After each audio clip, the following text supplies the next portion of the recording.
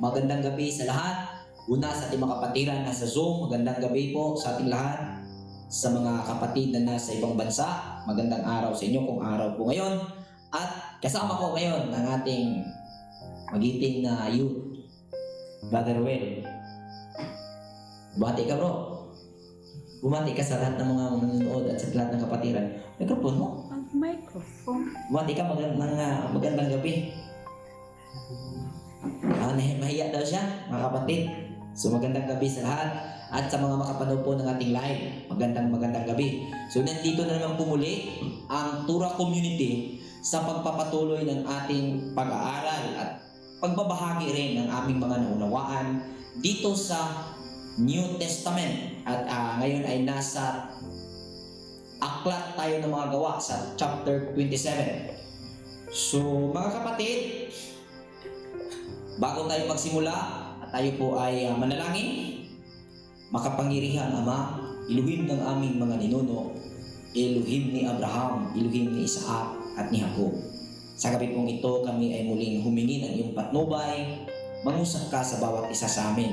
At maging sa mga makapanood po na video ito, ay hikayatin mo ang kanilang mga isipan, ang kanilang nais, upang ianalisa ang mga aral na aming maibabahagi ngayong gabi.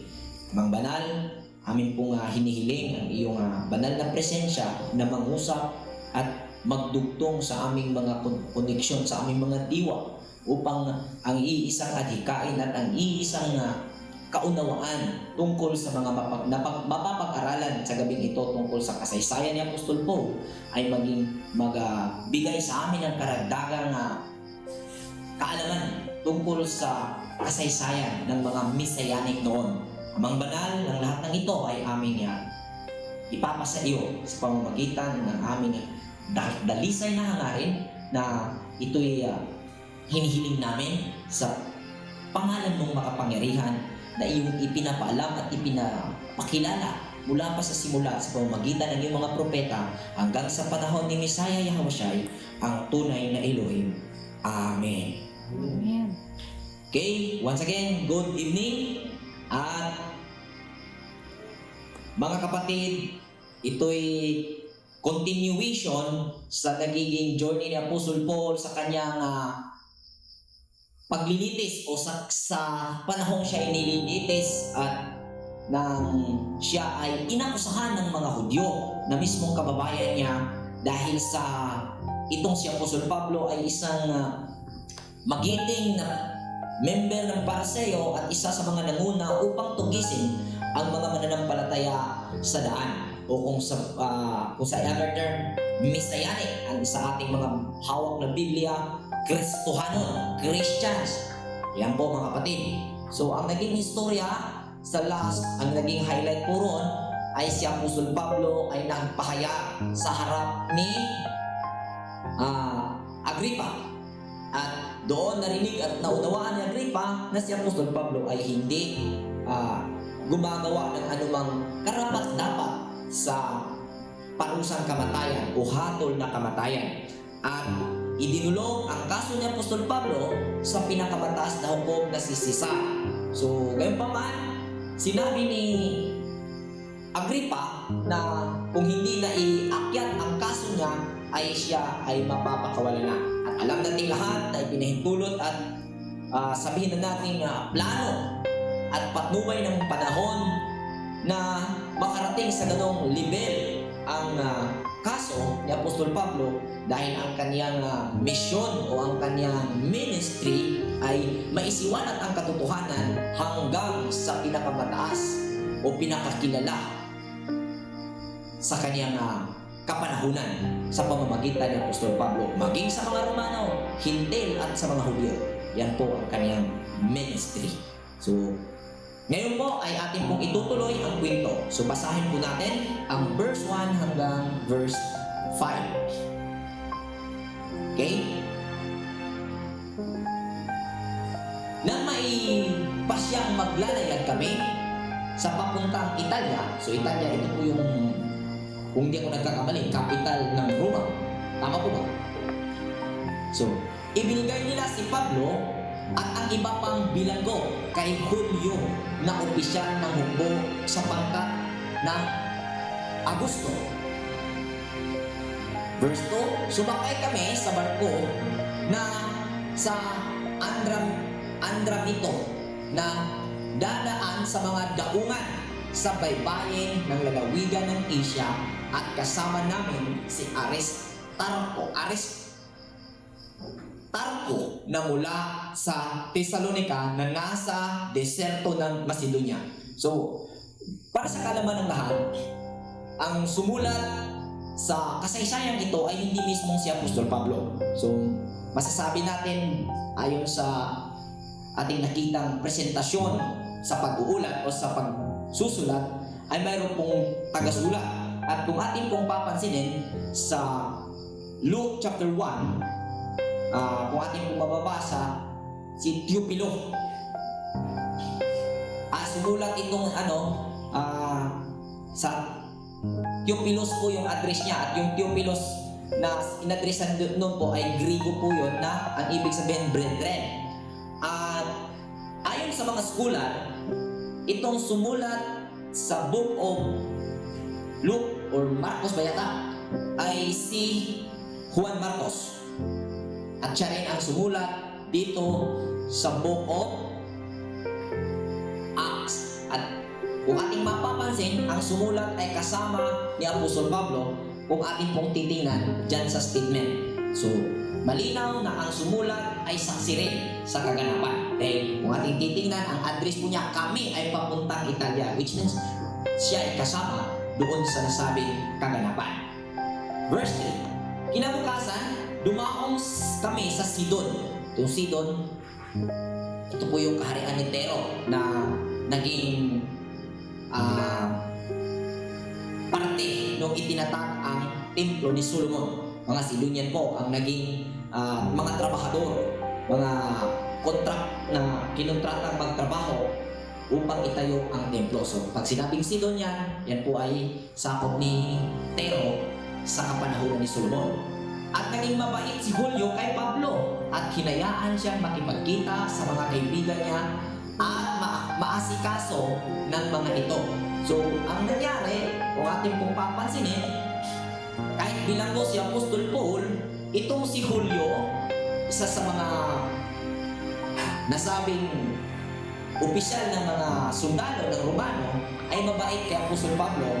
At ang lugar kung saan dumaan sila sa Sidon ay kung ating pong i-analyze, mayroon pong mga mananampalataya doong Bisayanin. At hinayaan si Apostol Pablo na siya ay makadalaw at yung mga kanyang sabihin na natin mga followers ay makakapagsilbi kay Apostol Paul. So yun pong nangyari. Kumbaga sa journey ni Apostol Paul, kahit po siya ay bilanggo, ay hindi po ganon na inatrato siyang may pagpapahirap. Dahil kung ating titingnan, nagsisilbing escort ang mga Romano dito kay Apostol Paul para siya ay makarating kay Cesar at ang kanyang kaso ay maiakyat roon. So yun po ang posibleng dahilan kung kaya ganun ang nangyari. At siyempre ang pinakasentro dahil siya ay pinaburan ng iluhin na may likha sa atin. So yan po ang nangyari. So verse 5, at kumalaot kami at dumaan sa tapat ng Cilicia at Pampilya at dumaong sa Mera sa Lycia. Doon ang opisyal ng hukbo ay nakakita ng barko mula sa Alejandria na papuntang Italia. So kung ating papansinin, hindi sila nagkaroon ng sariling barko. Sila ay sumakay lamang ng barko. Note, sila ay nalakayan lamang ng barko at hindi po sila may sariling barko. So wala pong sariling barko ang kasundaluhan ng Romano para ihatid ang mga nasabing preso kasama si Apostol Pablo. At pinasakay niya kami roon. So ayon sa ulat, sumakay sila sa barkong patungo mula Alejandria papuntang Italia. So yun po ang nangyari. Next, verse 7.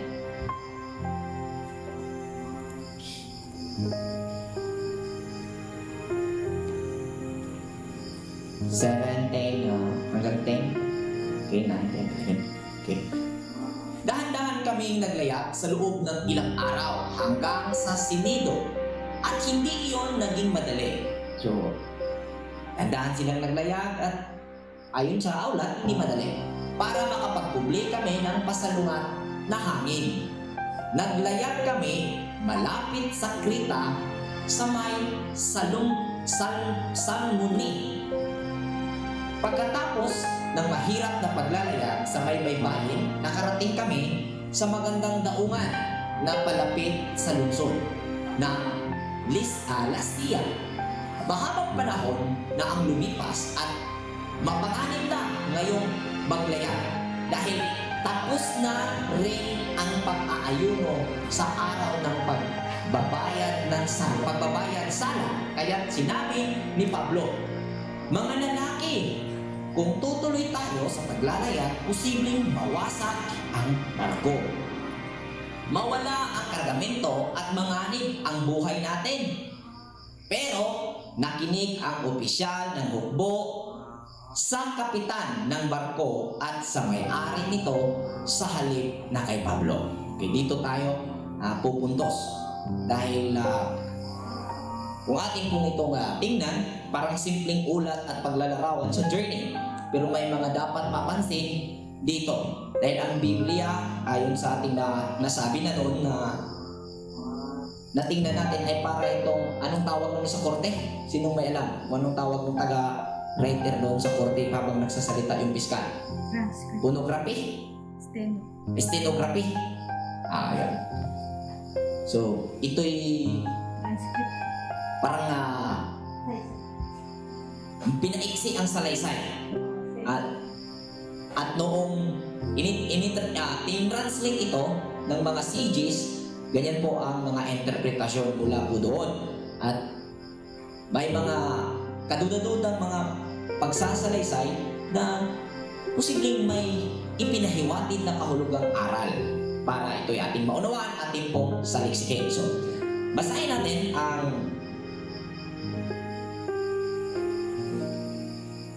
Kaarunungan ni Solomon, chapter 7, verse 11 to 22.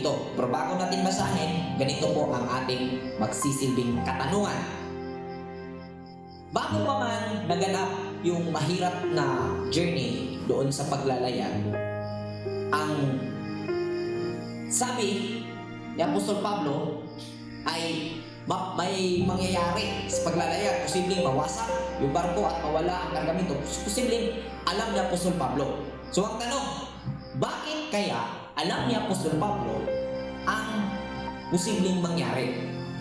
So dahil siguro sa posibleng maging sagot ng mga tagapakinig, siyempre si Apostol Pablo ay puno ng banal na Espiritu at sumasa kanya ang iluhi. So ganun po ka-simpleng sagot, pero hindi po nabigyan ng linaw kung bakit. So, atin pong basahin ang Karunungan ni Solomon, chapter 7, verse 11 to 22. Karunungan Solomon, chapter 7, verse 11 to 22. Nang makamit ko ang karunungan, dumating sa akin ang lahat ng kapapala. Siya ang nagkaloob sa akin ng kayamanang walang kapantay. Malaking kaligayahan ang dulot ng mga ito sa akin, sapagkat ang mga ito'y bunga ng karunungan. Ngunit di ko alam noon na ang mga ito'y nagmula sa karunungan. Walang pag-iimbot na nag-aaral ako sa karunungan, at ngayon ay malugod kong ibinahagi sa iba ang aking natutunan. Hindi maubos dinuman ang yaman ng karunungan. Ang kinin ninyo iyan at mapalapit kayo sa Yahweh. Ikinalugod niya ang matuto kayo sa karunungan. Loobin nawa ng Yahweh na ang nasa isip ko'y magiging karapat-dapat sa natutunan ko sa karunungan, at ang ihahayag ko'y magiging naaayon sa kalooban niya, sapagkat ang Yahweh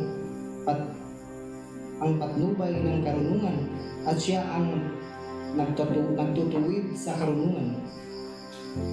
Tayong lahat ay nasa ilalim ng kapangyarihan ng Yahweh, ang ating pagkatao, ang ating mga salita, ang ating pagkakaunawa, at ang ating mga kakayahan. Siya ang nagbibigay sa akin ng pagkakaunawa sa kaayusan ng buong daigdig at sa mga lakas ng kalikasan. Okay. Ang sabi niya, siya ang nagbigay sa akin ng pagkakaunawa sa kaayusan ng buong daigdig at sa mga lakas ng kalikasan. So kung ating titignan, ito po'y ulat ng karunungan ni Solomon. So ang sumulat po dito, literally hindi po yung si Solomon, yung physical na Solomon, kundi yung pong karunungan nananahan kay Solomon. Dahil hindi po makapagsulat si Solomon ng ganito kung hindi po tumatahan sa kanyang karunungan. At walang kaduda-duda na kung anong karunungan ang meron kay Solomon ay meron din sumakay Apostol Pablo rin. At ang sabi, ang karunungan ang nagtuturo sa kanya sa lakad ng panahon. So, kung kaya ating mapansin, ang sabi dito sa itaas, mahabang panahon na ang lumipas at mapanganib na ngayong maglayag dahil tapos na rin ang pag-aayuno sa araw ng pagbabayad sala. Kaya sinabi ni Pablo, so yun, kung ating titingnan, isa sa binasihan dito na may panganib ang paglalayag sa dagat o paglalayag dahil tapos na ang pag-aayuno. So, kailan ba naganap ang ayuno? Yung Day of Atonement, Yom Kippur. Sa kaalaman ng lahat, ito ay magaganap sa 7th month every year. Every 7th month of the year ay magaganap ang Yom Kippur. So, itong sinabing pagbayad sala. So, bakit? Ano ang koneksyon sa pistang ito o sa tuntunin ito? Sorry, nasanay ko sa pista. No. Ano ang koneksyon sa mahirap ang paglalayag? So, para sa kaalaman ng lahat, no? Ang 7th month of the year, ito ay pagkakataon o panahon kung saan ang lutay ba tawag nun sa Hunas, bro? Lutay. Yung lutay, mag-transition siya from hapon, mag-transition siya into morning. Dito sa 7th month. Para sa kaalaman ng lahat, kung hindi ito nalalaman. At pag lumipas ang buwan na ito, itong month of October, sa Gregorian calendar, itong pang 7th month at 8 months, pataas na, yan po ay habagat. Season ng habagat, panahon ng habagat. Ano po yan? Kung sa Bisaya pa, kulyada. May low pressure. So, kung ating titingnan, ang panahon ng pag-aayuno ay pag nakaraan na ito, ang susunod na mga panahon o season ay mahangin na po sa dagat, kaya hindi na po safe ang paglalaya. So, ang palatandaan ng ika-7th month ay ito pong transition from lutay sa umaga sa hapon, mag-transition po siya, mag-transfer, maglipat po siya, magbabago po siya dito sa umaga. So, yan siguro ay hindi alam. So, dagdag ko na rin, ang palatandaan din sa first month of the year ay ang transition din po from morning na low tide into afternoon low tide. Yung low tide sa umaga, starting this 7th month of the year, matatapos po ito sa pinaka last month of the year. At kung saan po matatapos ang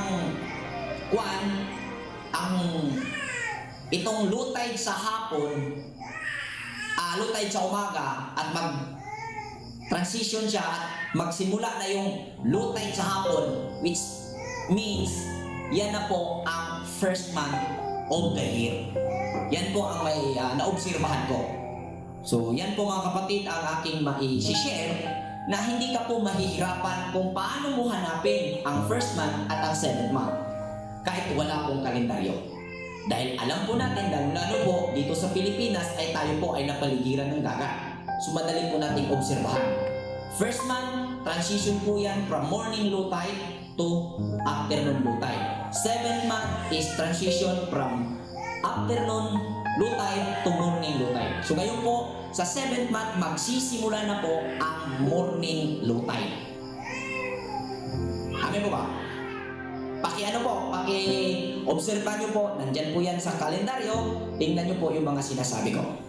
At kaya nasabi dito na mapanganib ang paglalayag dahil habagat na po sa pang 8 buwan at yung pataas. Habagat na po dyan, mga 3 buwan. Mayroon pong habagat na hangin ang mga buwan na yan. At malakas po ang alon at mapanganib po ang paglalayag sa dagat. At kung kaya, si Apostol Pablo ay nalaman niya na may panganib sa paglalayag. So hindi ka na po mag-iisip, bakit alam ng Apostol Pablo may kapangyarihan, may nangusap sa kanya. No! May kaugnayan po ito sa season. May kaugnayan po ito sa kaalaman ng panahon. At kung nag-aaral ka ng Torah, pati itong takbo ng panahon ay iyong i-obserba. Dahil ito po ay may kaugnayan sa mga panahon na itinatalaga. O, yan po mga kapatid. So, alam ni Apostol Pablo at yan po ang pag-aaral sa Torah, malalaman po ng tao. Hindi lang po ang kasi pag sinabing spiritual, parang separate po sa reality. So yan po hindi. Hindi po yan na paaring pa-separate. So sa verse 11, ang sabi, pero nakinig ang mga opisyal ng hukbo sa kapitan ng barko at sa may-ari nito sa halip na kay Pablo. So bakit hindi nakinig kay Apostol Pablo ang kapitan at ang timonel? Yung opisyal dito, yung timonel, yung kapitan, ano din yun? Opisyal sa may-ari ng barko din, hindi nakinig. So bakit? Na kung ating titingnan, kung kapangyarihan ng pagbabasihan, kung talagang totoong mayroong kapangyarihan, si Apostol Paul ay talagang mapapaniwala niya. At kung sa galing naman sa pananalita, gebe na po, magaling po magsalita si Apostol Pablo. Pero bakit hindi siya pinaniniwalaan? Na kung saan, kung ating pong titingnan, sabi, pinaniniwalaan ng tao yan dahil may banal na espiritu. So, kung ating papansinin, hindi po dahil sa isang tao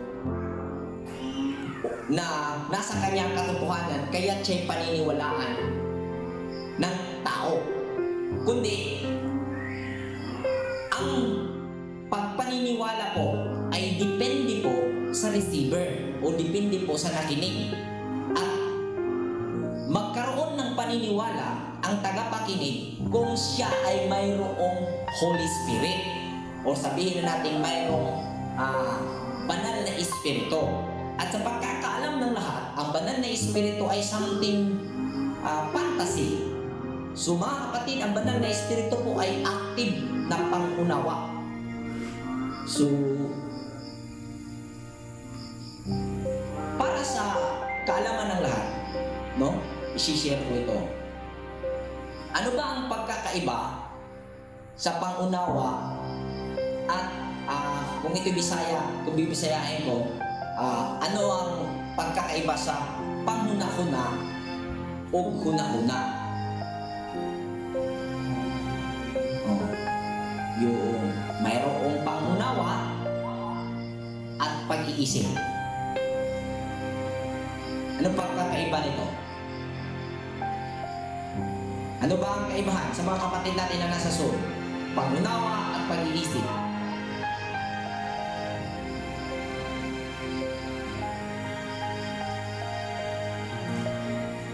Meron? Nag-ikusis. Mawakay?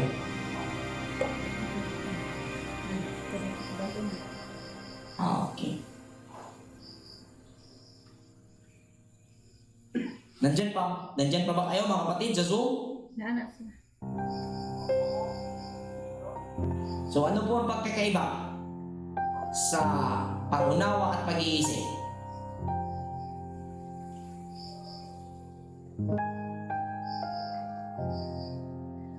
Kung sa Bisaya, unsay kalainan sa panguna-huna o sa huna-huna? Ano bro?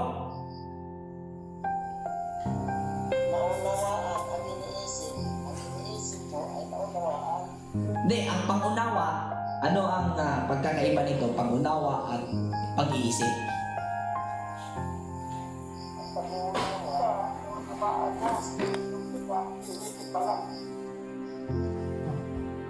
Zan?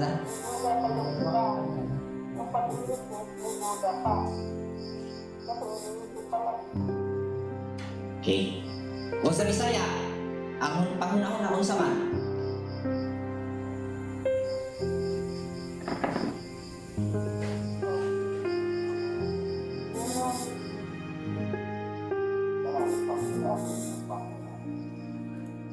O ang imong una-una, sa una nimo pag-differentiate ana. Unsa may anong pagkakaiba niyan sa paghuna-huna o sa huna-huna?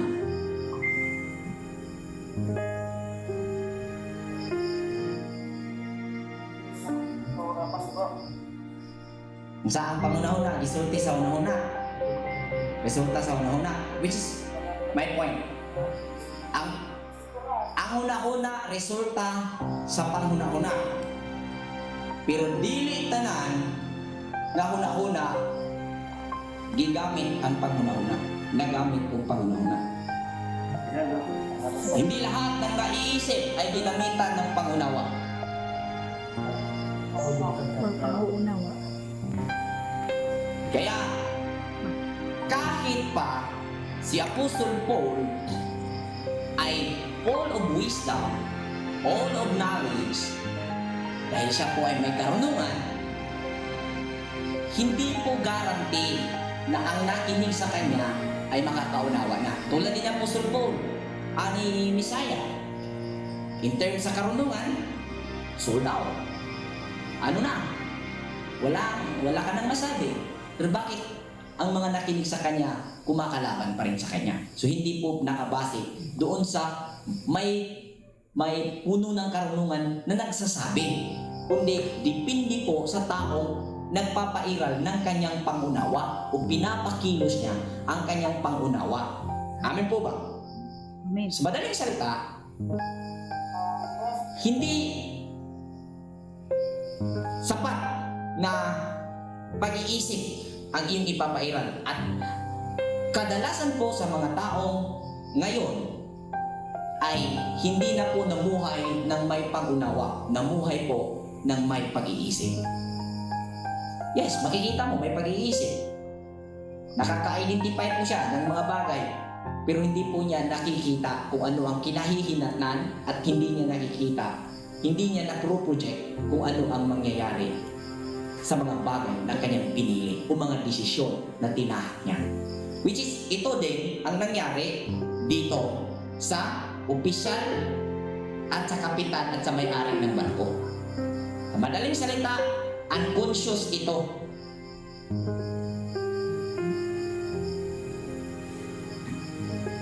May pag-iisip, nakita mo, tama yung pag-iisip. Ano po ba? Normal. Mga tao, nakita mo, normal eh, may pag-iisip. May grado. May pinag-aralan. Normal. Pero hindi na. Pantayan mo. Maganda yung propesyon. Maganda yung trabaho. Pero, hindi naman lahat. Pero, sabi pa ng iba, bubo sa pag-ibig. Balda ka ba? Dunay daghang tao nga nindot og propesyon, nindot og trabaho, matalino, may nakamit sa buhay, Pero, bubo sa pag-ibig, mahina sa pag-ibig. Bakit? Yes, ando na po, may pag-iisip siya. Pero, hindi po siya nagpairal ng kanyang pangunawa sa kanyang mga iniisip. Kailangan ko ito. Amin po ba? So, ito yung nangyari dito. Normal, maging opisyal ka ba kung hindi ka normal na pag-iisip? Hindi. Opisyal. Lalo pat may-ari ng barko. Pero ayaw silang makinig kay Pablo. Bakit? Pag-iisip ang kanilang pinapairal. At kadalasan sa pag-iisip, dependent po sa kanilang nakikita at hindi sa kanilang nakikita in spiritually. Mayroon pong dalawang uring mata. At kadalasang mata na nakabilat ngayon ay ang physical na mata ang dilat. Pero yung spiritual na mata ay nakapikit. Tulong. Amin po ba? Amen. Next. So, sa Corinthians, 1 Corinthians chapter 2, verse 6 to 16. Basahin po natin.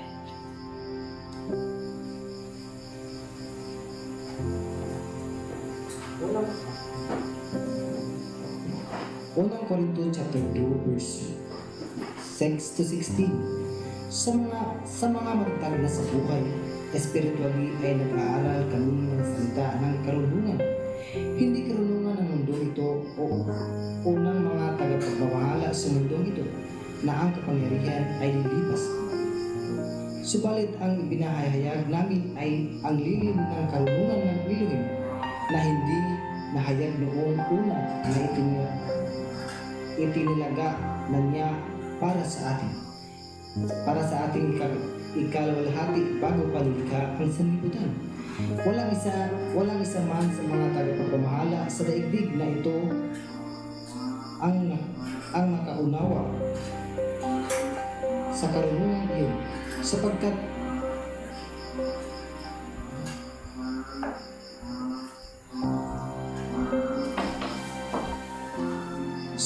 kung ang naunawaan nila iyon, hindi sana nila ipinako sa Diyos ang Panginoon ng kaluwalhatian.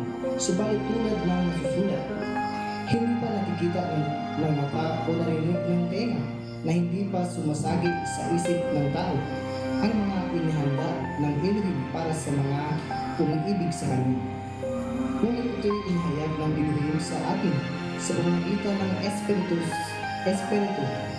Sinasaliksik ng Espiritu ang lahat ng bagay na maging pinakamalalim na layunin ng Elohim. Sapagkat walang nakakaalam sa iniisip ng isang tao maliban sa kanyang sariling espiritu. Gayon din naman, walang nakakaalam sa mga iniisip ng Elohim maliban sa espiritu ng Elohim.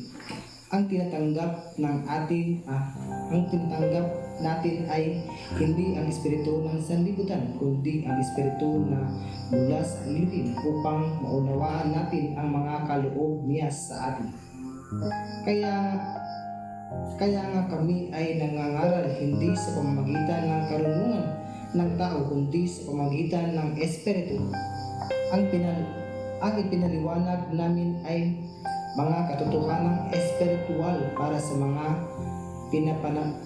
pinapanahanan ng espiritu, sapagkat ang taong di pinapanahanan ng espiritu ay ayaw tumanggap ng mga kaloob mula sa espiritu ng Elohim.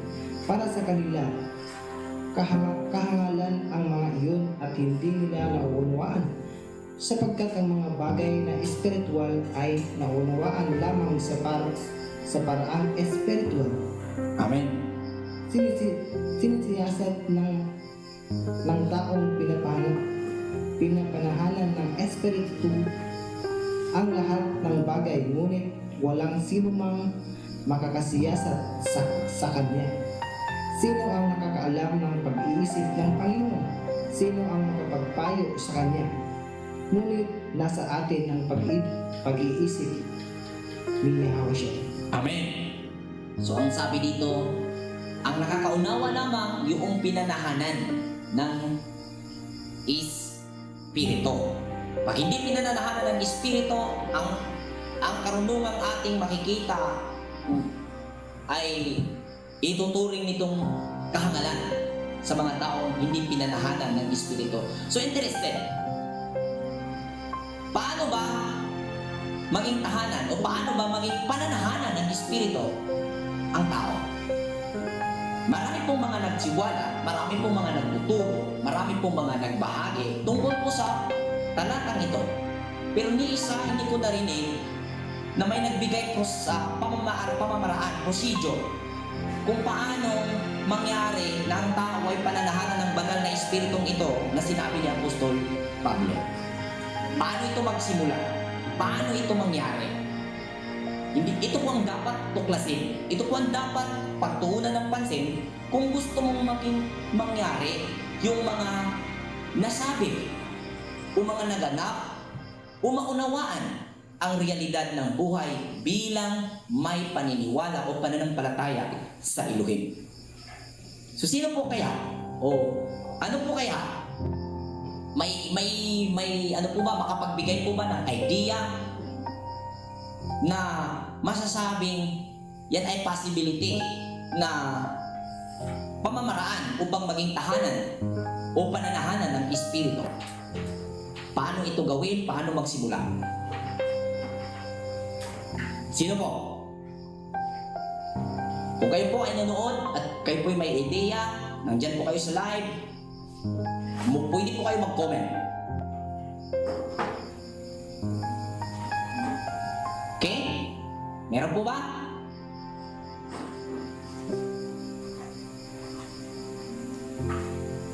Hello? Nandyan pa po ba kayo? Naambro. Hello?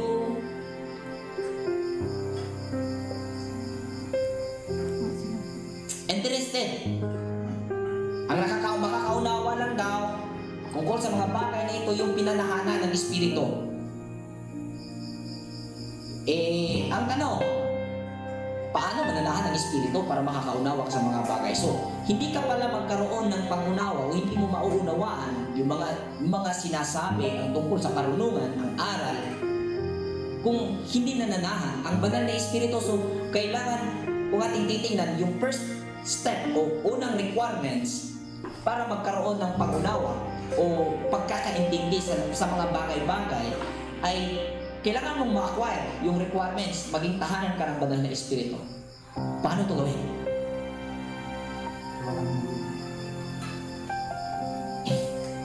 Gumawa daw ng mabuti. Yes? Pero lahat ng mga taong namuhay, pati yung mga taong masama, kaya lang ginagawa dahil inisip nila yun ay nakakabuti sa kanila. Inisip din nila na yun ay mabuti. Nawain. Nawain.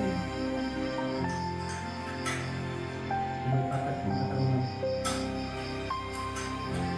Paano simulan? You have full capacity. Mayroon ka kapasidad na ibinigay ng Ama. Perfect na kapasidad. Baguhin ang ugali. Your heart. Okay? Saan doon na? Pure yung desire mo. Yes, sabihin na natin, andyan na. Pure na yung dalisay na dalisay na yung desire mo, yung hangarin mo para gawin ang bagay. Ano yung first step mo possible na maging hakbang mo para mangyari na mananahan ang banal na Espiritu? Diyan na yung desire. Isa yan. Tama po, desire. Pure desire.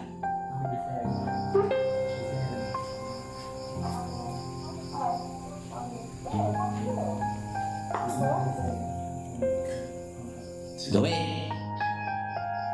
Desire, hakbang. So, ang sinabi ni Apostol Pablo, may mga bagay na kailangan maunawaan yung mga bagay spiritual, kailangan spiritual din ang gamitin. So, pag sinabing spiritual, ito ay wala pang physical na halo, spiritual pa. Bago maganap, yung mandate ng spiritual maganap sa physical na action. So, paano gawin ang pangunawa sa spiritual process? Ako, i-share ko sa inyo paano gawin. Sa akin to purya. Sa Bisaya ba? Purya doon sa mga kritisismo. Sintabi. Pasintabi po sa mga criticism. Sa mga critics. Para sa akin, ang unang steps upang mananahan ang banal na espiritu, given na po yung pure heart, imagination. Kung ano yung gusto mong tahakin, ang gusto mong gawin, first, gawin mo. Gawin mo through imagination. Dahil lahat ng knowledge na nag-exist ay nagmula sa imahinasyon. Agree? Agree po ba? Lahat ng existing knowledge and wisdom is nagmula po, ang first process po niyan ay imagination. At through po niyan, maganap. Dahil given na po, nandiyan na yung desire mo, ipinoproseso mo through spiritual process, ginawa mo, inunawa mo, imagination. At habang gagawin mo na through the guide sa imong imagination, kumanan mo gibuhat, tapos mo nang ginawa sa iyong imahinasyon, ang mga bagay na gagawin mong, pinlano mong gawin, ay mapapatnubayan ka sa tinapos mong proseso sa imahinasyon. Parang ayaw yata nila maniwala na imagination is yung pinakaulo sa lahat ng knowledge na nag-exist at ng wisdom. Amin po ba? Amen. May group science na. Imagination po. Kung paano mong unawain ang kahit anumang aklat, lalo pa sa nasabing banal na kasulatan, through sa imagination, doon papasok ang analysisyon. Analysisyon, tapos mauunawaan, ito ay magiging kaalaman. Pag naging kaalaman mo na, magiging physical na action, dadalhin mo ito into physical action, magiging wisdom. Ano po ba? Diba nga sabi ni Jose, kung mahalin mo ang kapwa mo tulad ng sa inyo. Oo. Imagine, ikaw Sabi ng katuruan ng Isaya, kung may gusto kang mangyari sa iyo, gawin mo muna ito sa iyong kapwa. So, kung ating titingnan, sa instruction na iyon, mayroon ka ng gustong maganap sa iyo. Paano mo nasabing gusto mo yung naganap? Through your imagination. At para iyon ay mangyari, gawin mo muna yung imagination mong nasa imagination mong gusto mong mangyari sa iyo, gawin mo muna doon sa kapwa mo at mangyari ang bagay na iyon. So, doon pa lang nagpapakita na simulan mo sa imahinasyon at pag nakita mo sa imahinasyon, nagawa mo na gamitin, yun yung spiritual process, unawain sa makita ng spiritual at doon mangyayari o doon magpapasok analysis at ang result sa analysis ay kaalaman. At yung kaalaman, information pa yon. Ito na yung nabuo kong plano. Theory. At isasagawa mo na into physical action. At ang kalalabasan ko nun ay wisdom na. Dahil na-prove na from imagination, analysis, kaalaman, at nagiging performance. Amen po ba?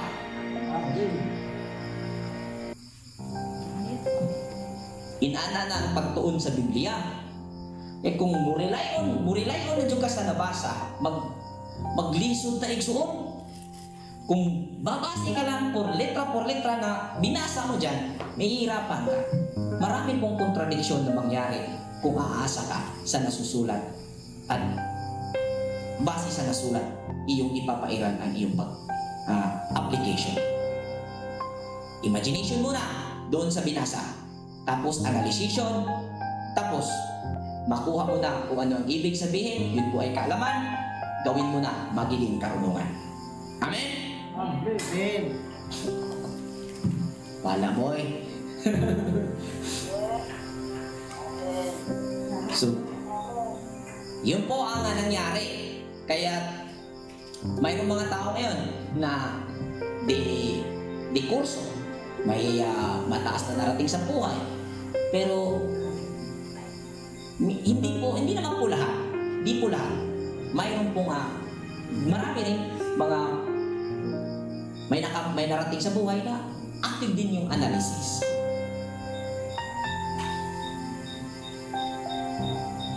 Maraming mga bumabasa ng Biblia na hindi po aktibo at hindi pinanahanan ng banal na Espiritu.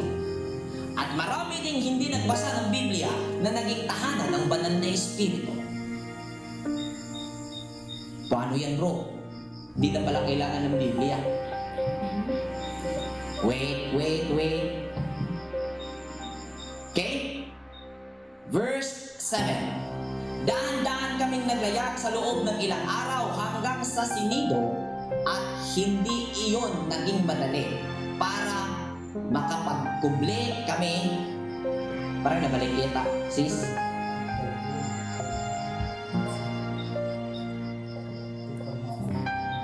Okay, so verse 12. At dahil mahirap ang paglipas ng lamig sa daungang iyon, ipinayong ng karamihan na maglayag sila at tingnan kung makakarating sila sa Phoenix para doon magpalipas ng taglamig. Isa itong daungan sa Creta na bukas ang panghilagang silangan at patimog silangan. Yun. So nang maging banayad ang ihip ng hangin mula sa timog, inisip nilang maitutuloy na nila ang plano nila. Kaya itinaas nila ang angkla at naglayag sa may baybayin ng Creta. Pero hindi natatagalan, humampas dito ang napakalakas na hangin na tinatawag na Euroakilo. So ito po yung bagyo or ngalan ng hangin. Pangalan ng bagyo. Hinampas ng hangin ang barko at hindi makapaglaya pasalungat dito. So hinampas yung barko ng napakalakas na hangin at totally hindi sila makakasalungat sa hangin. At yung destination nila ay salungat sa hangin. So yun yung problema. So kaya nagpatangay na lang kami. So ayon sa ulat, hinayaan nilang sila'y tangayin sa hangin. Pagkatapos, mabilis kaming naglayag palapit sa isang maliit na isla na tinatawag na Cauda. Pero nahirapan kaming isalba ang maliit na bangka sa hatak-hatak ng barko. So, may mga hinila palang bangka na maliit. May hinilang maliit na bangka itong kanilang sinakyan. Next.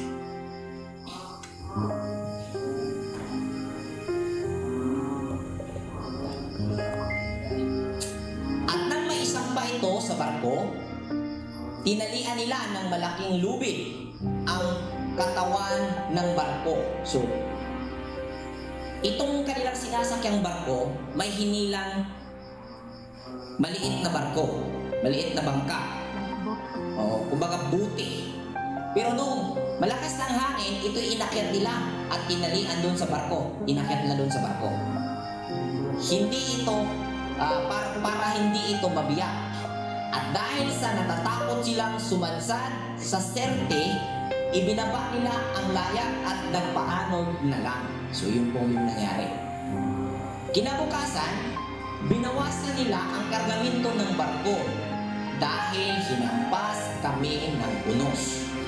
19. At noong ikatlong araw, itinapon nila ang ilang kagamitan ng barko. Pero nung maraming araw nang walang araw, So maraming 24 hours na lumipas na hindi po nagpakita ang silat ng araw. Yan po ang ibig sabihin. O bituin at hinampas kami ng malakas na unos, nawalan na kami ng pag-asang makaligtas. Yun po yung nangyari.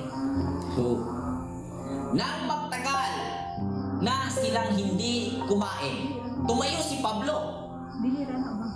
So, nang magtagal na silang hindi kumain, tumayo si Pablo sa gitna nila at nagsabi, "Mga lalaki, kung sinunod ninyo ang sinabi ko na huwag maglayat mula sa Krita, hindi sana natin ito dinananas at wala tayo itinatapong gamit." So, yun na po. Sumumbat na si Apostol Pablo doon sa mga kasama niya.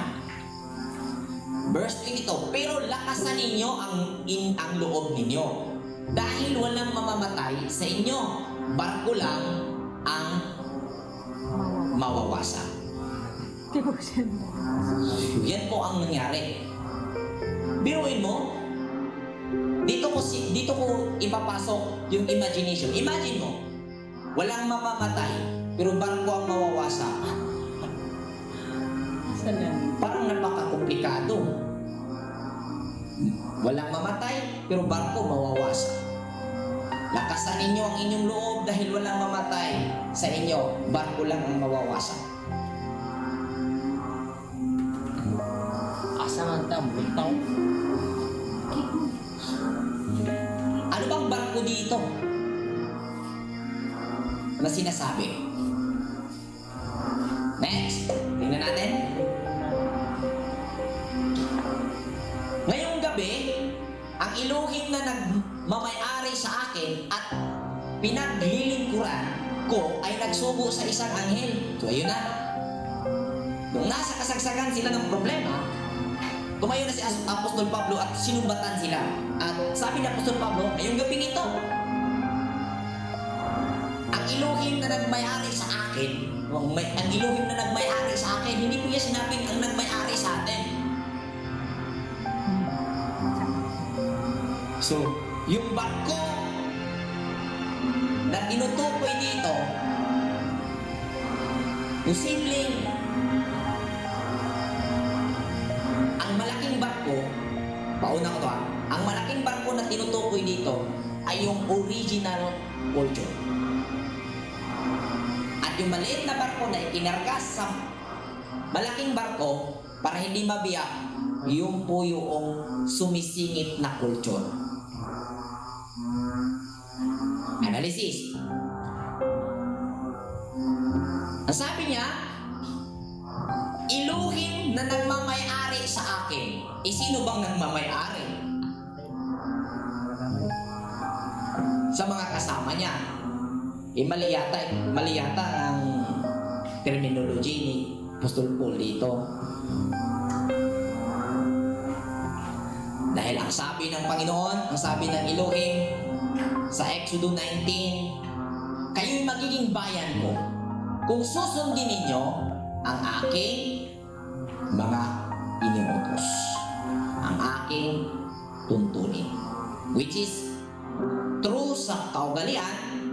Elohim means kaugalian ni Abraham, ni Isaac at ni Jacob na siyang ipinagpatuloy ni Apostol Paul. Siyang nagmamayari sa kanya bilang si Apostol Pablo ang sumusunod at kinikilala siya dito. Nire-recognize niya ang sarili niya na siya'y pagmamayari ng Elohim. Tumayo yung anghel at alam mo natin ang anghel ayon sa Hebrews chapter 1 verse 14, ang anghel ay isang kaisipan na ipapadala ng Elohim, ng kaugalian, ng iyong kaugalian na mabuti, ng kabutihan upang tulungan ang mga taong iligtas. Sino ang ililigtas dito? Yung mga nasa maliit na barko, yung mga kasama ni Apostol Pablo. Okay? Verse 24. "At sinabi nito, huwag kang matakot, Pablo. Tatayo ka sa harap ni Caesar at ililigtas ng Elohim ang lahat ng kasama mo sa barko." Parang dito sa kaganapan na naisalaysay ay hindi na tumutukoy sa physical na bagyo. Yes, hindi po tayo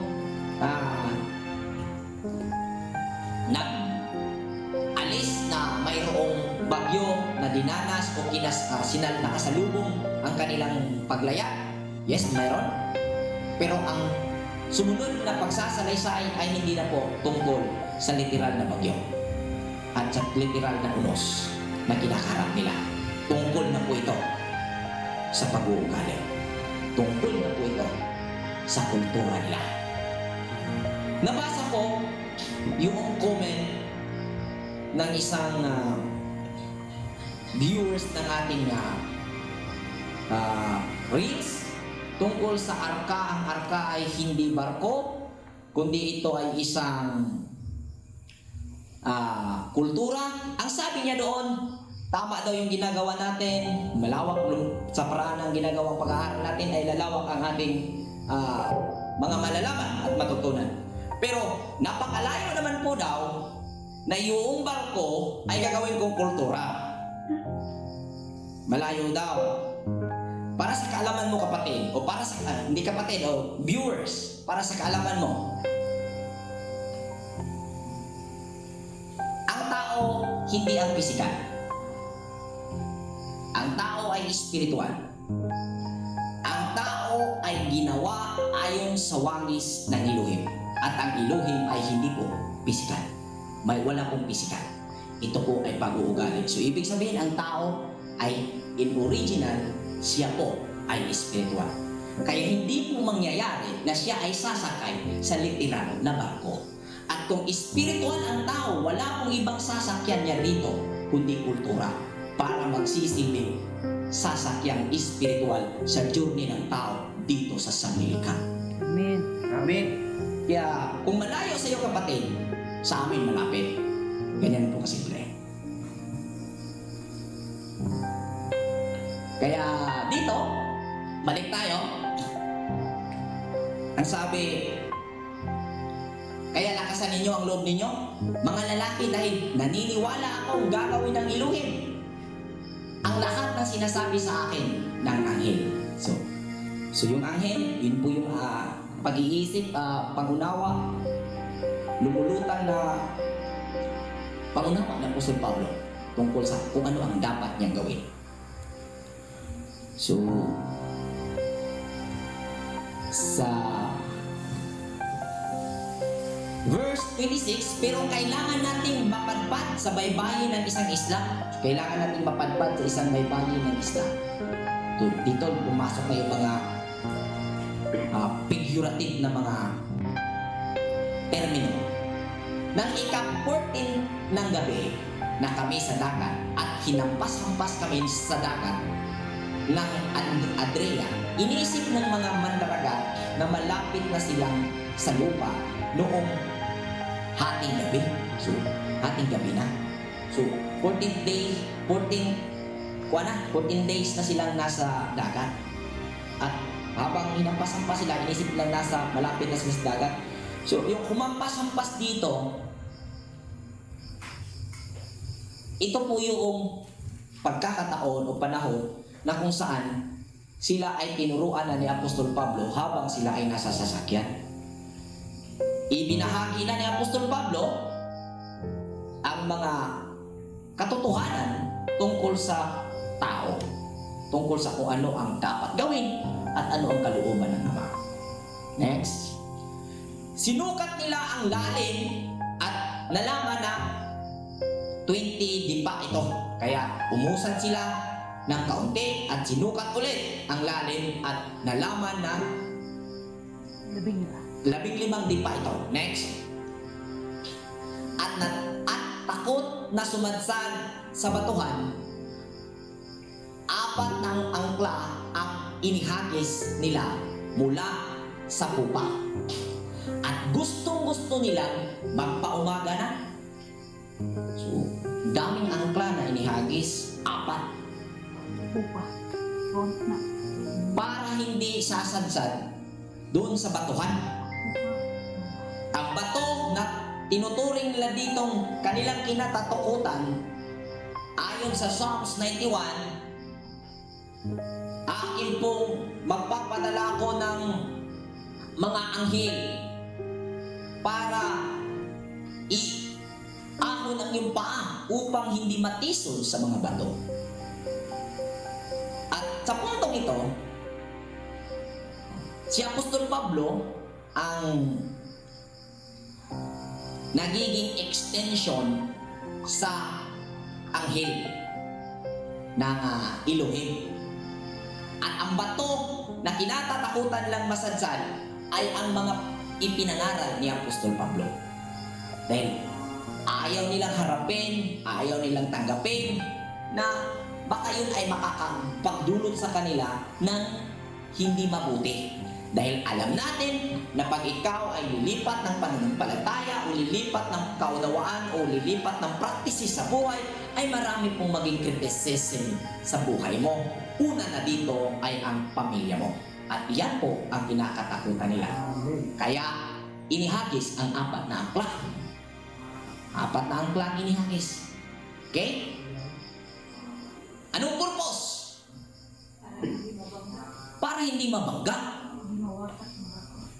Para hindi sila mawasak sa bato at ang bato ay representante sa salita. Sa kautusan. Alam mo ba?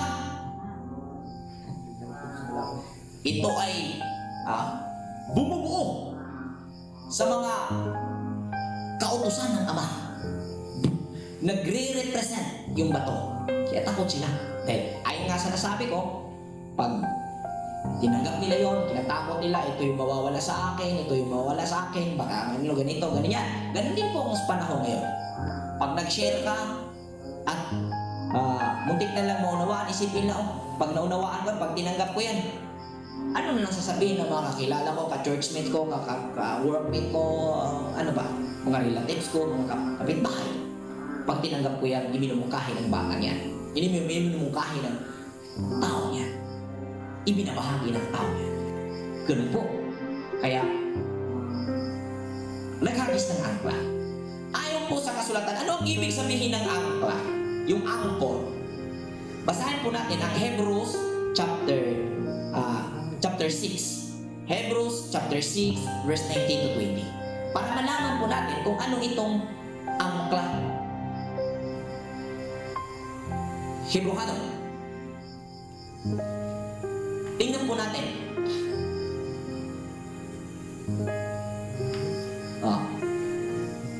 Chapter 6, verse 19. Hanggang 20.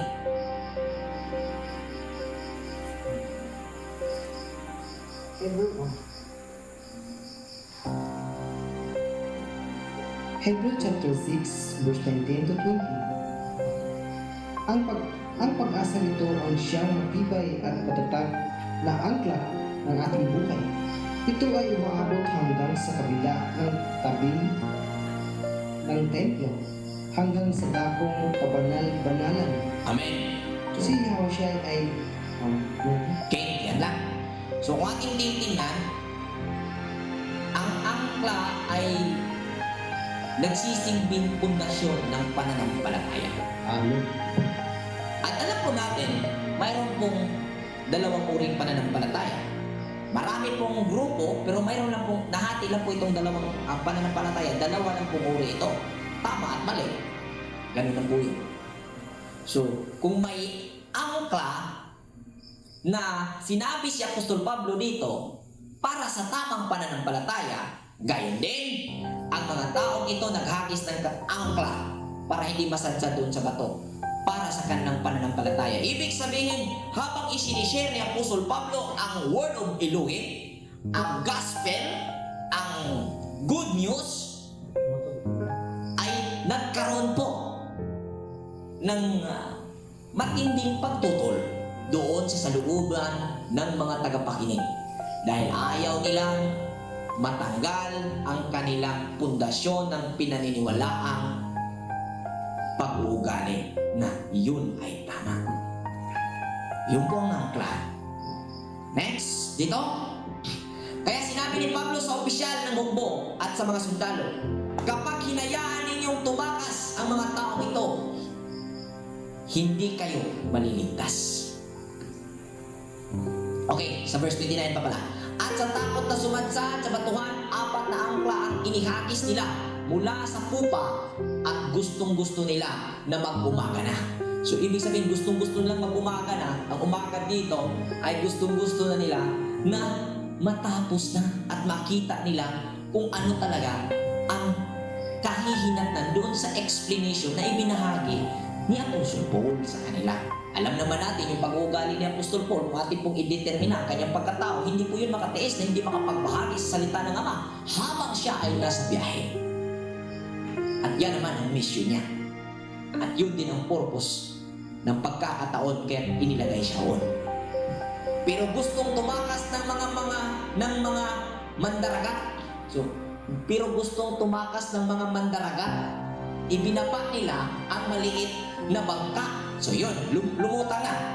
Yung bangka kanina sa verse 22 na iniakyat dahil nagpapahirap sa kanilang biyahe, ay gusto na nilang ibaba. So ibig sabihin, nung nagsimulang ipaniliwanag ni Apostol Paul ang aral, ay nakinig pa sila. Kung sa Bisaya pa, sa sinungganan na pagtudlo niya sa kamatuuran, may tungod sa pulong sa Ginoo, ang mga Bisaya gasamong-samong pa. Bitaw, sakto bitaw. Pero sa dihang gibirahan at maayo nga sayop ang inyong gibuhat, sa nang binanata na sila kung mali yung kanilang ginagawa, di madani area ta. Hindi mada. O sa panahon pa ni Noah, sa dihang giablihan ng arka, atras ang naong tao, maunay na. Nung binuksan ang kultura at ipinakita kung ano ang kultura at ito ang dapat gawin dahil ito ang may pamumuhay na makatarungan at may hustisya, nung nakita ng tao, ha? Adi mi anda? Kaya ang plano nila, gustong tumakas ng mga mandaragat. Ibinaba nila ang maliit na bangka at nagkunwari silang ibinaba lang ng ang mga angkla mula sa proa. Ibig sabihin, nagpanggap silang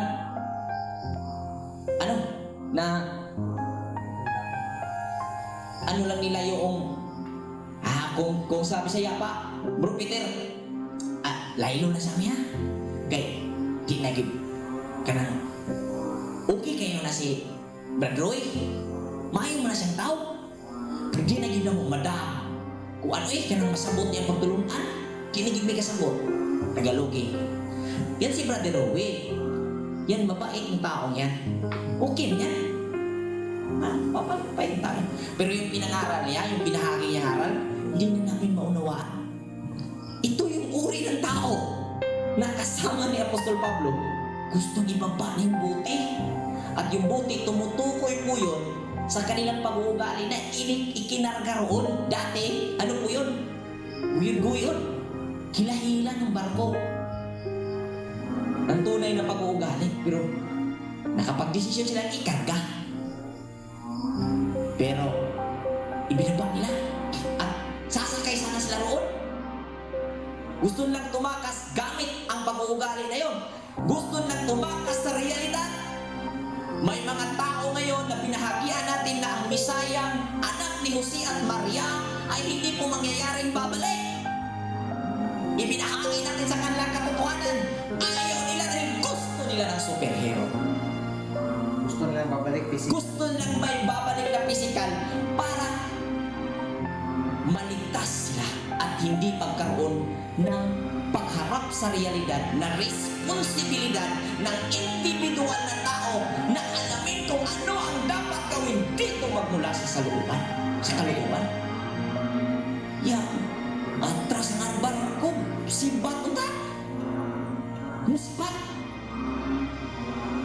Tatakasan na, mga kapatid. Anong nangyari? Basahin natin. Kaya sinabi ni Pablo sa opisyal ng hukbo at sa mga sundalo, kapag hinayaan ninyong tumakas ang mga taong ito, hindi kayo maliligtas. Sino ang hukbo? Sino ang opisyal ng barko? Tumutukoy na po ito sa individual person. Dahil habang nasa journey sila, ipinapaalam ni Pablo ang kanilang sarili kung sino sila. Sila ang awareness. Alam na nila. Posibleng na ibahagi na ni Apostol Pablo ang tungkol sa pagkatao. Kung ano ang nativity ng tao. At ang gwardya dito, dahil itong mga tao to, bigla na lang naging mandaragat na kung saan ito yung mga hukbo.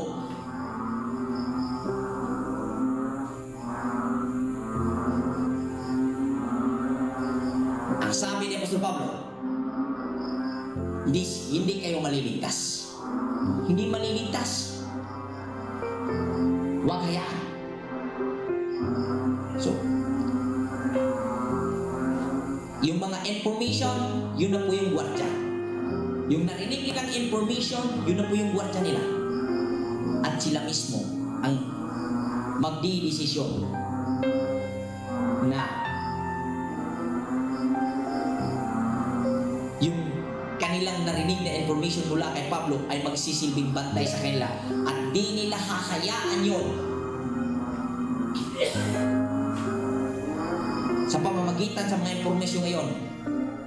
Sila'y ginising ni Apostol Pablo na huwag nilang hayaan na sila'y babalik doon sa dating pag-uugali at hayaan nilang umalis sa arka o sa barko na kinaroroonan nila. Okay?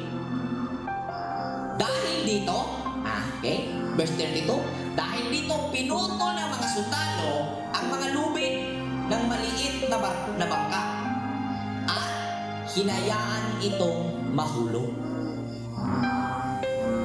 Noong sila'y ginising ng Apostol Pablo na hindi tama ang inyong gawin, na talikuran ninyo ang realidad, hindi tama ang inyong iniisip. Kung sa akin ngayon, sabihin ko sa inyo, hindi tama ang inyong pag-asa na kayo'y umaasa na may physical na babalik para ipaunawa sa inyo ang kautusan. Ang sabi ng Deuteronomio, wala doon sa ibayong langit, wala sa ibayong dagat ang kautusan. At wala ning sinumang tao, hindi nyo pwedeng sabihin na may tatawid roon para ipaunawa ito. Nasa inyong mga labi at sa inyong mga puso. Ipinapaalam sa inyo ngayon na ang katotohanan ay mismong kayo ang makadidiscover. Pairalin ninyo po ang analysisyon through imagination. Magkakaroon kayo ng pangunawa, magkaroon tayo ng kaalaman, at pag nandito na yon, magagawa na po natin, gayon po kikilos ang karunungan. Amin po ba? Nabudol kayo sa paganong promises. Nabudol tayo sa paganong promises. Huwag kayong mag-alala dahil siya'y babalik. Sakay sa mga alapakan. May mabasa nga, pero hindi po sapat na yung nabasa, yun na yun. Unawain mo na hindi ka mapahamak kapatid.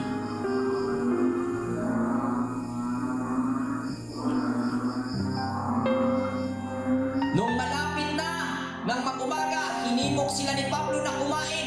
Ngayon ang ika-14 na araw ng iyong paghihintay, pero hindi pa rin kayo kumakain ng anuman.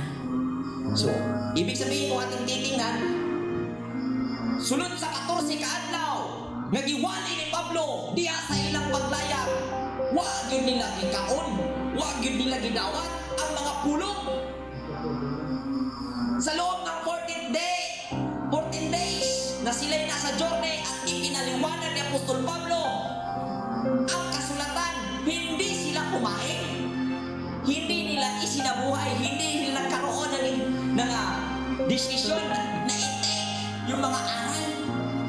Hindi po ibig sabihin na pagkain literal po ang nangyari dito. Ano po ba? Pero noong hinayaan nilang mahulog ang barko, yung maliit na barkong gawa-gawa ng tao, yung pag-uugaling gawa ng tao, noong malapit ng mag-umaga, hinimok sila ni Pablo kumain na. Ngayon ang ika-14 na araw ng paghihintay pero hindi pa rin kayo kumakain ng anuman. So nung dumating na 14 number is numero ng pagtatapos ng pagkaalipin o ng pagpapaalipin. Amen po ba?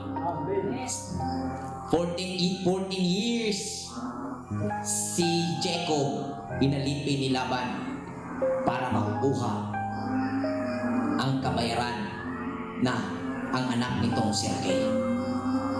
At matapos ang 14 years, nagsisimula siya ng panibagong journey bilang hindi naalipin. Okay?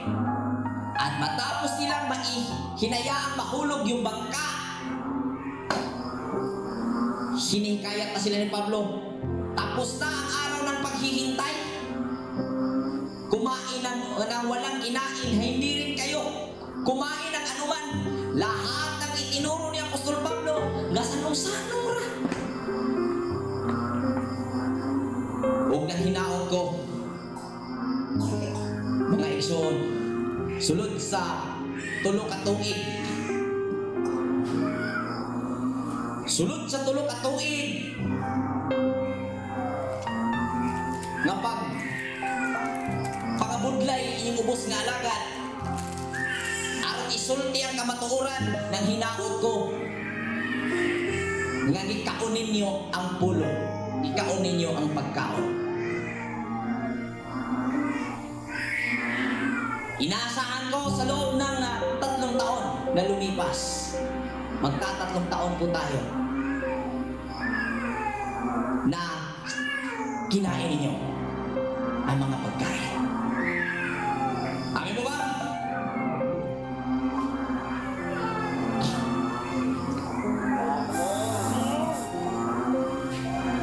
Okay. Ilhan ba ng mga bukaon kay ganiwang? Ilhan sa ng mikaon kay nanambok? Amin po ba? Amen. In spiritual aspect. Malalaman po natin yung mga kumakain dahil makikita po natin yung results. Siyempre, yung kumain, tumataba. At hindi yung hindi kumain, pumapayat. Ang bunga Amen. sa spiritual na aspito.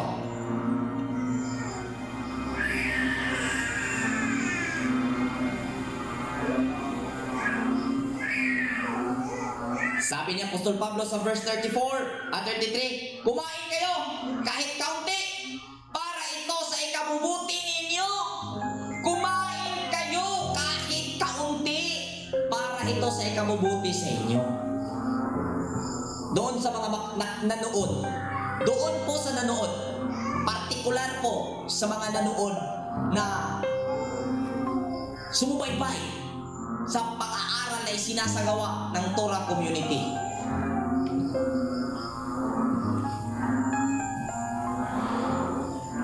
Para ito sa ikabubuti sa inyo. Kumain kayo kahit kunti bilang pagsisimula ng analysis, bilang pagsisimula ng gagawing imagination para tuklasin ang mga bagay na sinasabi ko. Huwag niyong sayangin ang pagkain.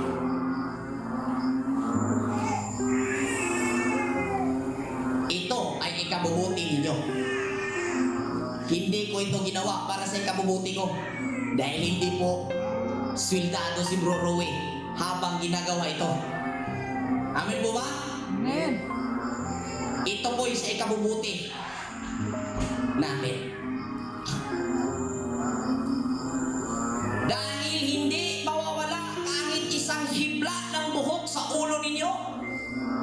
Mukaon mo aning pulong nga akong gishare ninyo mahitungod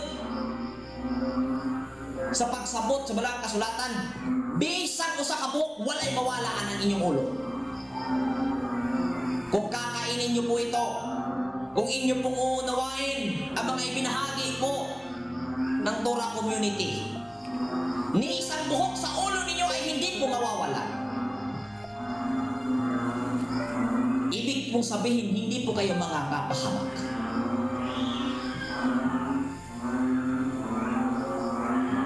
Amen po ba? Amen. Sa mga naniniwala at kumakain sa ating mga napag-aralan, may buhok po bang nalalaglag sa inyo? Siyempre, kung nagalaglag pa yung buhok, nangaupaw na mo, sunara ba tayo pauban? Mga Exon, buhok means kahimayaan. Yung buhok tumutukoy po sa inyong, ano bang, kaluwalhatian. Wala pong kaluwalhatian na maaalis sa inyo, na nasa inyo ngayon. Walang maaalis yan. Hindi po yan mawawasak. Bagkus, lalo pa yung magniningning. Amen? Amen. Kaya maingon niya ako, buhok literal. Upaw, mas bradje. Upaw, mas bradjeral. Naanap po tayo mga ubang kay suuna ni sugod nagka-upaw. Paninglan niya ko ninyo.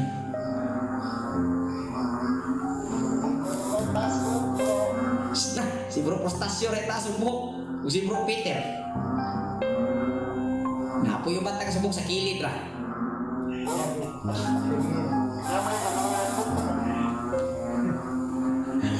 Damay ko si Bilya. Mga Exon, nagsulti ko sa figurative nga paagi sa pagsulti. Pero gihubad ko ni sa kahulugan. Amin mo ba? Amen. Kaya ulitin ko, kaya kumain kayo kahit kaunti para ito sa ikabubuti ninyo.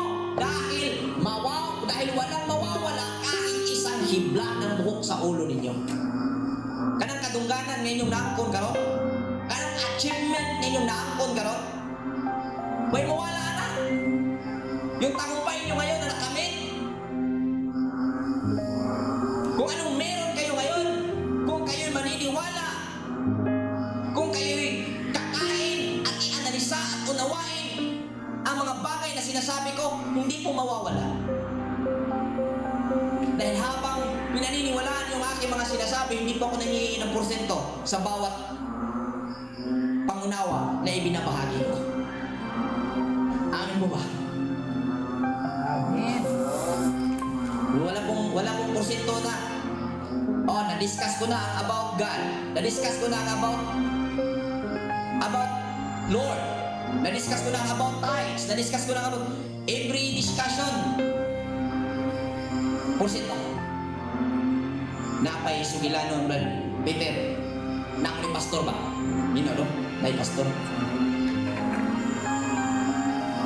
Sadyang gawali ang pastor. Problema tadi bisa Bisaya on sabi ko ha. Sorry kayo mga Tagalog, sorry kayo. Bisaya ko rin sabilan una. Sabihan, nagwali ko ng pastor. Kaya sa programa yun sa Kristiyanong programa sa panimbaho, una ginamahitabo ang love offering. Kaya kinantapusan man nga porsyon kaning pagwali. Tagalogin ko na lang, kaya naalala ko na kung paano Tagalogin. Sa Christians, may pastor daw. Ito'y kasaysayan. Doon, sa bahasa to. Speaker, pang-up mo eh. Ito'y nangyari doon sa Christian daw. Pastor din ang napakinggan ko nito, mga kapatid. Before daw siya mag-deliver ng message, durungawan niya po yung lalagyan ng offering. Pag nakita niya ay violet.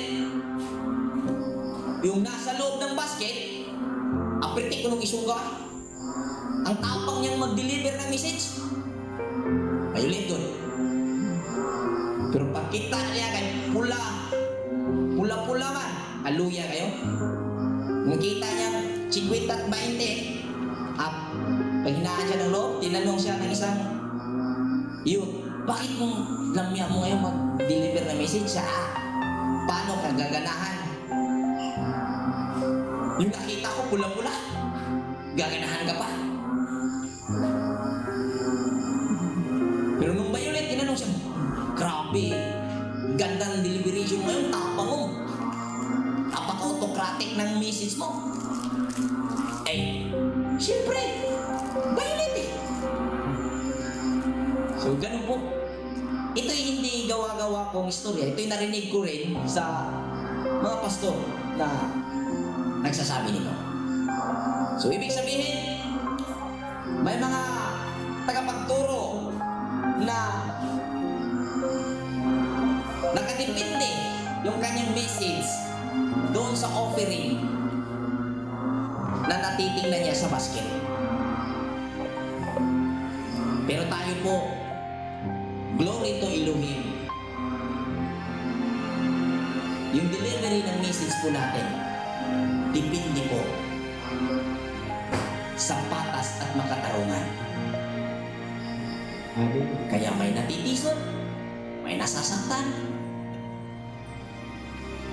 baliwala natin.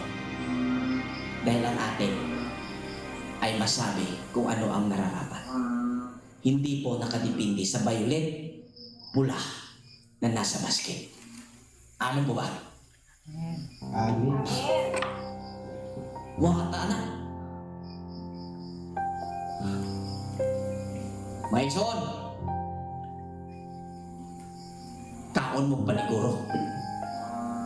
Kay dili sa tanang panahon, abundansya ang pagkaon. Dunay panahon sa tinginit, doon na po'y panahon sa tingulan. At the same time, dunay panahon sa ting-harvest, ug doon na po'y panahon sa tingtanom.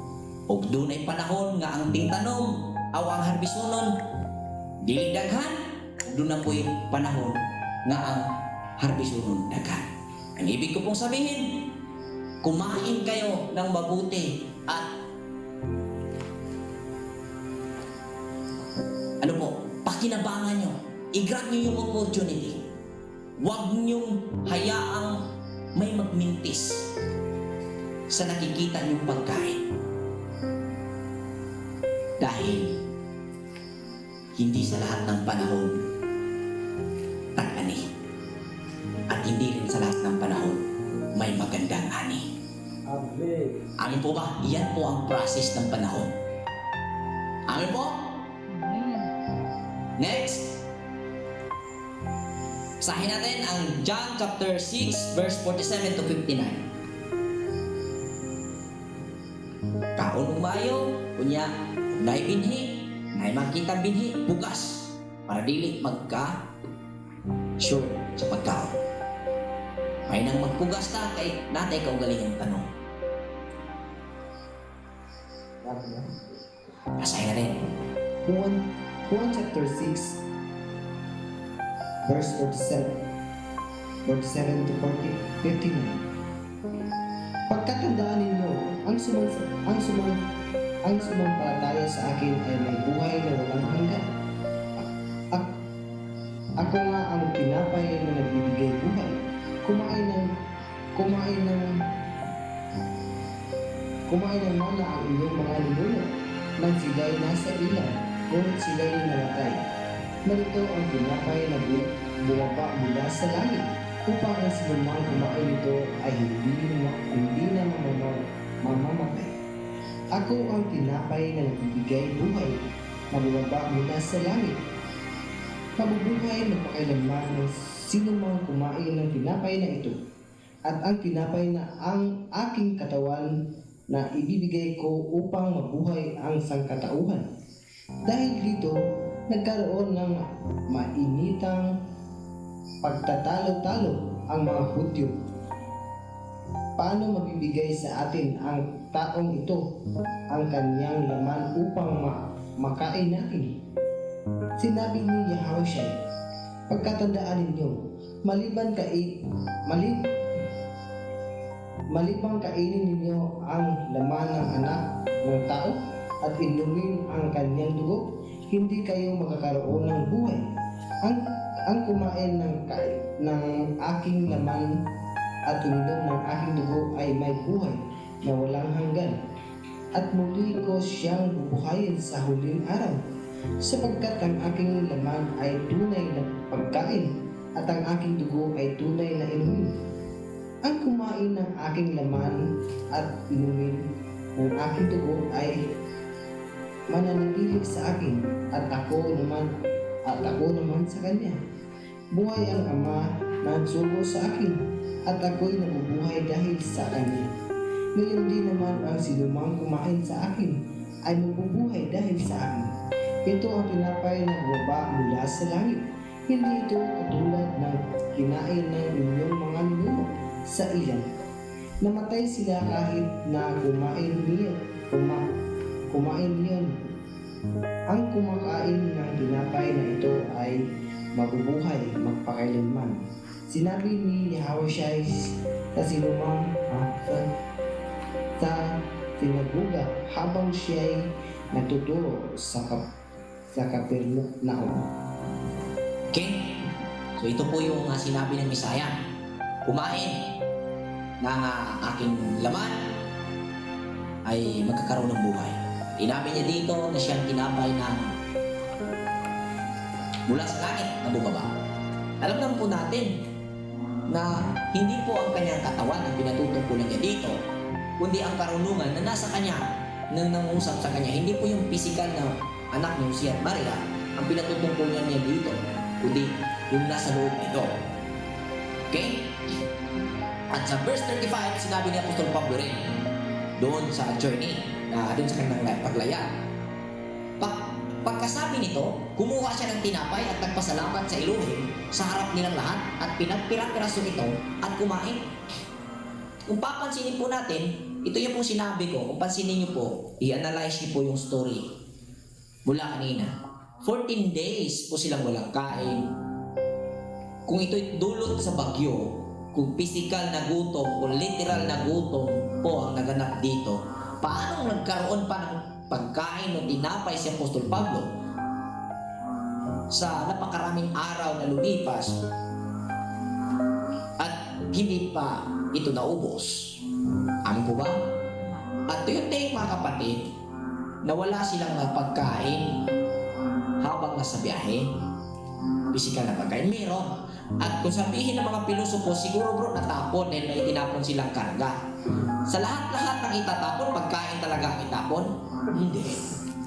Napakabubo naman. Amin po ba? So, yung napag-usapan kaninang salaysay ay para po sa akin, 100%. Hindi na po ang tinutukoy ang literal na journey o literal na paglalaya na sinalaysay dito sa storya sa Acts chapter 27. Ito po ay tumutukoy sa kaganapan kung saan ibinabahagi ni Apostol Paul ang good news doon sa mga tao habang sila'y nasa journey. Amin po ba? Nakita niyo po yung point? Hello?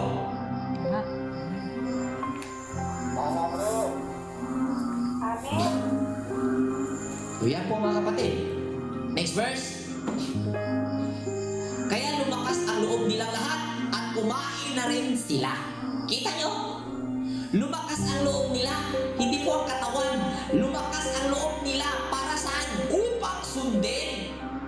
Upang isabuhay. Yung mga naibahagi niya Apostol Paul tungkol sa ano ang dapat gawin ng tao. Tungkol sa ibinahaging katotohanan ng tao ni Paul bilang tao. Tungkol sa nativity ng tao. Lumakas ang kanilang loob. No? Kita nyo? Pero dati, akala natin simpleng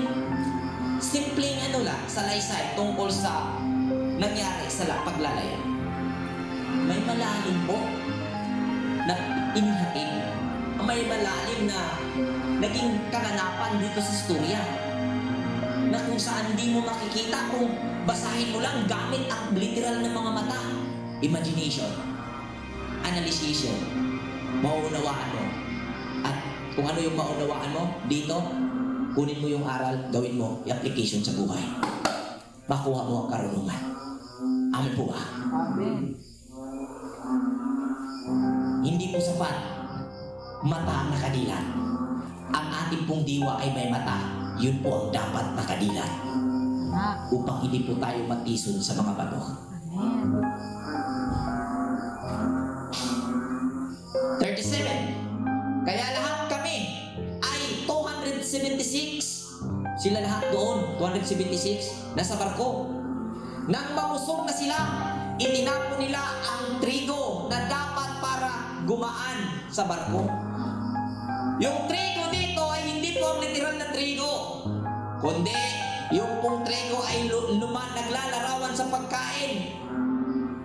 Sa pagkain yung inaasahan nila sa kanilang pangugaling natutunan, itinapon nila para gumaan yung barko, gumaan yung kultura, gumaan yung application sa magiging kanilang pagsasabuhay sa ipinapangaral ni Apostol Pablo tungkol sa human being. Amen? Amen. Usa karon mga igsoon, gipanawagan ta mo. Naglisod mo sa pagpangalagan sa Ginoo. Ilabay nang imong giisip na pagkaon diha alam nimo. Nahihirapan ka sa paglilingkod sa Panginoon. Itamuno ang pagkain sa dati mong inaasahang pag-uugali. Yung inaasahan mo, yung pag-asa mo. Doon sa dati mo, tapos nagpapabigat yan sa kultura na kinarunuunan mo ngayon. Bilang dilat na, bilang conscious ka na kung ano at sino ka. Tama. Amen? Amen. Nagmagumaga na? Nagumaga, okay? Nagumaga na. Ibig sabihin, okay, nagpapusog na sila, itinapon nila ang trigo sa dagat para gumaan ang barko. Yung gumaan ang barko. Tinapon ang trigo. O natapon na yung trigo. So, nang mag-umaga na, nakakita sila ng nuok na may dalampasigan. So, umaga na. Ibig sabihin, talagang lubos na nilang naunawaan ang ibinahagi niya Apostol Paul. Ibig sabihin, hindi mo mauunawaan, partikular doon sa mga nanonood, kung hindi mo kakainin to. Observe ka lang, hanggang observe ka lang, hindi mo mali ang mag-observe. Observe ka, pero kumain ka na. Dahil sa pag hindi ka kumain, hindi mo ito mauunawaan. Apply mo na. Hindi mo mauunawaan. Hindi magkaroon ng umaga. 14 days, puro gabi, walang araw. May bagyo. Sa process, hindi mo makikita kung ano ang posibleng mangyari. Puro katanungan sa isip mo. Pero kung kakainin mo, matatapos ang proseso. Dahil mag-uumpisa ang panibagong chapter ng buhay mo. Amen. Next. 39. Nang 40. Kaya pinutol nila ang mga lubid ng mga angkla at hinayaang mahulog ang mga ito sa dagat. Kita mo? Pinutol na ang mga lubid sa angkla. Decided na po. Nung lubos na nilang maunawaan, umaga na, nakita na nila kung ano ang advocacy ni Apostol Paul sa kanyang mga itinuturo. Dati nakaangkla ko sila ay putol na. Siguro ngayon, sa almost 3 years na pagbabahagi natin, kita nyo na yung advokasya natin. Amen. Sino pa yung nakaangkla dyan? Please, tulin mo na. Please, putla na igsoon. Di ka kapadayon. Putulin mo na yan dahil hindi ka makakatuloy sa parurunan natin. Magiging sagabal yan. Ikaw lang din ang mahihirapan. Amen? Amen. Putol. Kaya pinutol nila ang mga lubid sa ng mga angkla at hinayaang mahulog ang mga ito sa dagat. Niyaan na nila. Yung angkla dito, yung kanilang paniniwala sa kanilang dating pag-uugali. Putol doon sa dagat. Ang dagat dito ay nag-represent doon sa creation, doon sa kung sa Bisaya pa, sa sinugdanan sa kabuhatan. Dito nila gihayaan, doon nila hinayaan na mahulog. ipinaubaya nila. Amen? Nawala. Puti. Timo. At kasabay nito kinalap nila ang mga tali ng mga timon. Oh, at matapos itaas ang layan sa unahan, nagpatangay sila sa hangin na papuntang dalampasigan. O kasi malaki. Tingnan nyo. Imagine nyo po. Pikit nyo mata mo. Imagine nyo po yung mga nasusulat na naganap. Paano nyo imagine? Putol na yung angkla, pinutol pa yung timon. Anong purpose? Bakit putulin yung timon? Kung talagang literal na paglayag ang pinatutukulan dito. Timon, guide na. Guide yun ang barko, putulin mo! Pinutol nila. Bakit? Patunay lang po na hindi po ang timon literal, kundi yung pong pang-guide sa buhay nila, pinutol na nila sa dating pag-uugali nila. Atensyon sa may mga may timon pa dyan sa dating pag-uugali. Nalalapit po ang Day of Atonement. Bukas na. Siguro, oras na. Putulin mo niya. Oras. Amen? Amen. Basig na pa yung PC niya ba? Lili ako no, be? Sige na ako may PC, are? Pupukot. Sige. Pasti kay kasakay-sakay na niya na ikaw balik yung timon. Mao gaana-ana nga tong journey. Baka nakasakay ka dito tapos may sarili kang timon. Putulin mo na yan. Amen! Amen. Pahinumdum ni nga ako mga igsoon, ugmang adlaw sa pagsaw sa adlaw magsugod ang adlaw sa pagpapasasala. Bukas sa paglubog ng araw, mag-umpisa ang araw sa pag-aalis ng mga kasalanan. Amen? At natatao po ang topic natin. Next. Pero sumadsad sila sa mababaw na bahagi ng dagat. Bumaon doon ang proa at hindi na matanggal. At ang pupa ay nawasak ng mga alon. Yung proa, yung po yung front. Yung po yung dome, kung sa Bisaya. Yung ano po dito, pupa, yung pong ulin. Yung panghuling bahagi ng bangka. Yung po yun. So, sumadsad at nasira. Hindi na matanggal doon sa dalampasigan. Yung dalampasigan, yung po yung area kung saan doon na po. Tulad ng arka sa panahon ni Noe, nakapatong sa Ararat at doon na po siya sumadsad. Gayon din, dito sa pulo na ito, sumadsad ang nasakyan ng barko. At nabaon doon sa ang proa, yung pangunahan na bahagi ay nabaon doon. Bumaon doon at hindi na nakuha. At nasira ang huling bahagi. So, yung huling bahagi dito na nasira na pinatutungkulan ay ang Jewish o Pharisee na pag-uugali na tinuturing na huli, na kung saan ang pinatutungkulang proa ay ang messianic understanding tungkol sa kasulatan. Amen po ba? Amen. Dami, sabihin na naman ng critics, ang daming sinabi ni Bro Rui. Magaganda nga yung sinabi, wala namang bersikulo. Manahimik ka, i-analyze mo. Next. Dahil dito, ipinasya ng mga sundalo na patayin ang mga bilanggo para hindi sila makalangoy palayo at makatakas. Pat yun ang mga bilanggo. Kinsa nang sa bilanggo nga pamatay? Mga tao. Kaugalian. Pag-ugali. Remember, King Pilyon sa atong kinabuhi, sa makaanata, di na ako ni gustong hinumduman. Patyong ko ni sa akong panumduman. Kini bitong kabiguan sa buhay, itong mga kabiguan sa buhay na nakaimbak sa iyong memory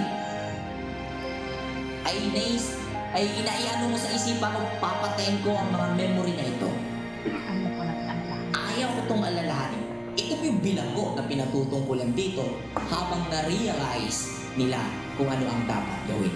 Hindi kailangan patayin ang kabiguan. Hindi mo kailangan limutin ang kabiguan. Balikan mo ito at kunan mo ng aral ng mag-grow up ka. Amin po ba? Tama. Kaya hindi dapat patayin. Pero gusto ng opisyal ng hukbo na madalang ligtas si Pablo. Kaya pinigilan niya ang plano nila.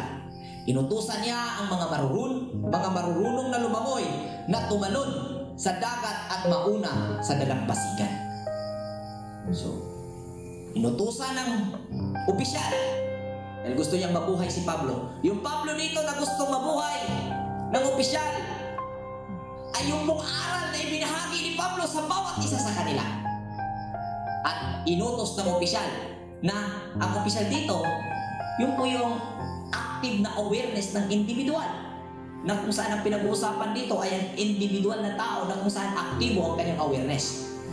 Na kung saan inutos niya sa kanyang sarili na kung sino yung marunong lumangoy ay lumangoy na una sa dalampasigan. Kung sino yung marunong mag-meditate para yung mga kabiguan sa buhay i-turn into wisdom, turn into karunungan, ay gawin na para manatiling buhay si Pablo, para manatiling buhay ang katuruan ng Messianic na ating inaasam na masunod. Amen. Amen po ba? Amen. Amen? Mga nasa Zoom?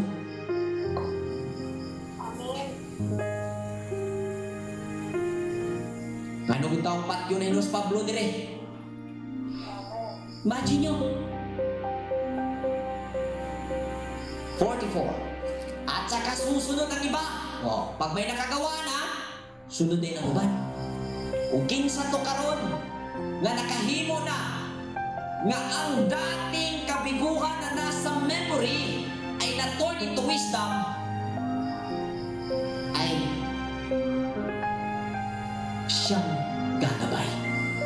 Hopefully, ang mga elders ay nakatawid na. Dahil ito yung inasahan sa komunidad, sa ating small community na marunong lumangoy. Amen? At ako'y naniniwala sa lahat ng mga kapatiran na aktibo ay elders na po ito at inaasahan ko bukas magsisimula kalahating gabi magsisimula tayong lalangoy. Amen. At nawa ang bawat isa ay marunong lumangoy para maligtas sa tubig. Amen. Dahil ang bawat experience sa buhay ay may tuturing na karunungan. Kaso nga lang, hindi natututo ang tao kung paano ito tingnan. Tiningnan na kabiguhan na kung saan tayo po ang decided, we are the official, kung paano po natin tingnan yon at balikan natin yon. Lalangoy tayo at gawin natin karunungan. Amen? Amen. Handa ba kayong lumangoy? Amen.